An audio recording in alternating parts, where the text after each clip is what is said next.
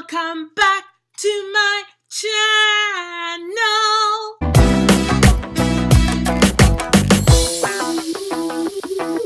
If this is your first time seeing any of my videos, hi! My name is Bwandungi and I'm so glad that you clicked that link and that you're here to have a conversation with me. We're just going to talk about some things, pepping ourselves up. Here's something you may not know about me. I have written 2 full-length novels. The second one is the one I'm focusing my energy on, and I am currently in the editing process. Sometimes you know how you're in the middle of it and you're doing something and then just something comes and destroys all the energy that you had for this work, like completely throws everything asunder. And now you have to find a way to pep yourself back up just so that you can get back into the groove. There are a number of steps that you need to go through in order to make sure that your work is ready. After you write the novel, you have to edit it, then you send it out to beta readers who will tell you shit that's wrong with your book, and then you do another round of editing. And once that is ready, you can start sending out query letters to different literary agents to find out who's interested in helping you get your book published. That is the traditional route. I'm in the first editing phase, filling in the plot holes, making sure that my characters are complete people who actually could exist, who people can relate to. And then all of a sudden, out of the freaking blue, there are 3 things that happened that just stalled my work and frustrated me, got me down to a grinding halt, which is where I'm stuck now, and I need to get out. But let me tell you about these 3 things. The first thing, I'm not sure whether it happens to other writers, but as I'm looking through the story, it's like, oh, and this other thing could happen. Ooh, and this thing could happen. I found myself lost in a forest of ideas because my focus was taken away from what the original story was. I love having ideas. I love it. I have at least 12 unfinished stories on my computer. The problem is when they get into the story that you're working on at the moment and pull your focus, and that's what happened to me. The other thing that happened was I gave my work to a beta reader before I was ready, and she told me that the story read like a movie script. So I started second guessing my edits and wondering, what is it that I'm doing that is wrong, and how can I not make this story into a movie script? What am I going to do? And that was another thing that pulled my focus and just totally stalled my work. The third thing that happened is the world. For some reason, there seems to be a revival that is happening in the world. And I'm not just talking about Me Too movements or the stuff that happened with Black Panther, or what's happening in South Africa with the movie The Wound, where people got together and campaigned for this movie to be shown, regardless of what the film board was saying. And we're writers, so we're interested in human behavior and how things are changing and what that means about the work that we're doing. If I'm writing a blog post, am I just going to always focus it on writing? Because I'm interested in many things.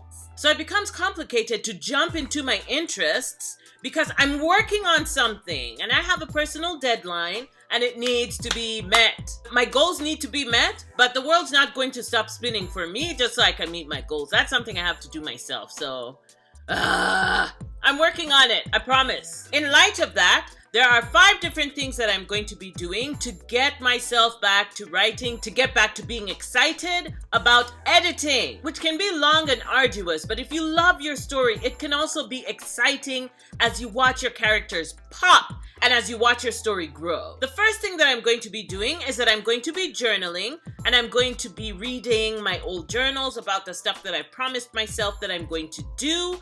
I'm sure this happens to all of us, but I think faster than I can type or write. The act of putting pen to paper means that I have to slow down and think about the thing that I'm going to be writing. I have a small notebook by the side so that if I'm journaling, it's going well, and then an idea jumps out of my head, I can just put the idea down and then get back to the journaling process. It also helps to have a record of how you were feeling and how those different feelings affected your writing. It also reminds me why I chose to do this, why I decided that I wanted to put words out into the world for people to read or not, to enjoy or not. The second thing that I'm going to do, and this is to help me keep accountable, is to find critique partners.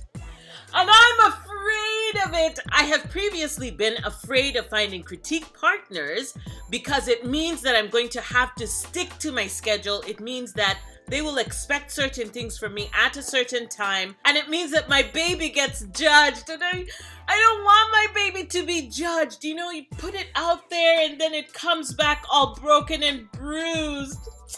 Oh, that is what I'm going to be doing, and it's going to keep me on schedule, just working, having stuff from critique partners to critique, understanding that part of the process for me, and generally becoming a better writer. The third thing that I'm going to be doing involves being more interactive with the world. So if you've been living under a rock, there's a Ugandan legislator who went on TV and said something about beating women and keeping them in line, and about how he beats his own wife, which is terrible and illegal. And he should resign and be put in jail because he did something against the law. It was amazing that Ugandan women rallied together and spoke out against this man and shared it on WhatsApp and shared it on Facebook, on Twitter, on all social media that you could imagine. They went ahead and said, you need to resign. You need to go away. And of course that engenders feelings and can distract you from your work that you need to be doing. So I found a way to channel that energy and sent him a direct message and said, this is not okay, resign. It resolved my feelings about it, and I could disengage and get back to the things that I needed to be doing anyway. The fourth thing that I'm going to do is to do something out of character or something new that I've never done before. And what this does is it takes me out of the little comfort box that I've sealed myself in while I'm feeling insecure about the story and questioning every single decision that I've made and deciding which character to kill to make it more interesting. So I just want to reset myself by taking myself out of that safety box so I can think differently, think on my feet. To be quite honest, I'm not sure what that thing is going to be for this week, but every week I am pledging to do something that I have never done before. And the fifth and final thing is the most important because it is dance. I have a playlist on iTunes that is just Afro beats that will get me dancing anytime. And I'm telling you, after the blood is pumping through your veins and you've enjoyed some good tunes, yeah, me a la day. The other thing that I do is listen to a mix that is put together by my brother DJ Twanjex. There will be a link in the description box to my iTunes playlist and also to DJ Twanjex on SoundCloud. Go listen to that music. It is fun. It is inspiring, it's uplifting, and because music has a way of inspiring us or activating certain parts of our brains that seem kind of sluggish, choosing to get up and dance after your butt has been squished to that chair for a number of hours and nothing's happening, get up and dance, get up and boogie. If you have some suggestions for me to help me get out of my rut, to get me doing things again that I need to do for my story to meet my goals, please go ahead and leave them in the comments section. I want to hear them and I will keep you updated. So you need to subscribe. You need to go ahead and hit that subscribe button, and don't forget to ding-a-ling-a-ling, ring that bell so that whenever I upload a new video, you get a notification, because YouTube doesn't give those automatically and you need to get them. As always, thank you so much for being here with me. I hope you have a wonderful day. I hope you sleep well. I hope that your focus is not being pulled away like mine is, and that we are able to pep ourselves up because there is stuff to do. There is stuff to do. We gotta change the world. I look forward to seeing you in another video. Bye!